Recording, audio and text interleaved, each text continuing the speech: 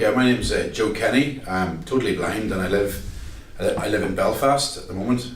So I'd start there by giving local employers a target that they had to employ a certain amount of people with disabilities and see how they got on. Because I'm fairly confident things would be okay. The world wouldn't end and the sky wouldn't fall in.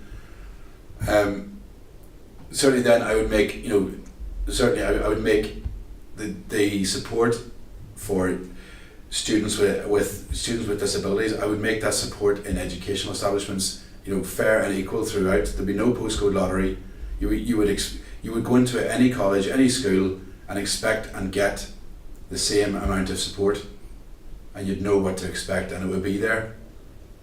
Instead of this kind of, I'd finally actually tell the health service to stop sitting on the fence and actually, will you just figure out how to do an appointment letter in an alternative format and stop dithering? It's been going on for so many years, and it's become a kind of comedy of errors.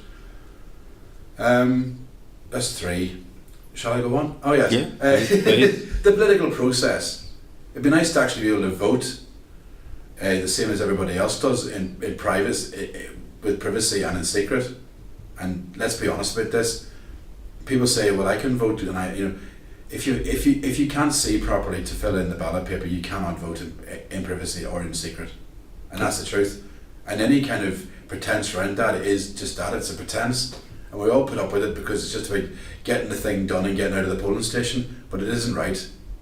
I think in answer to your first question, can I think of an example of activism from a disabled group or person? I can't really. No. Not in any real way. Why? I think because we're drip fed this just enough attitude. This kind of we'll look after you and we'll make sure that you don't go hungry and you'll be okay and you can just about have a life. But it's given to you by society. So then that then brings the attitude of we shouldn't rock the boat because we don't want to bite the hand that feeds. Just a kind of maintenance thing. Yeah. You get maintained. Yes, you maintain, but you step outside that, and then you become inspirational, which is a word I really detest.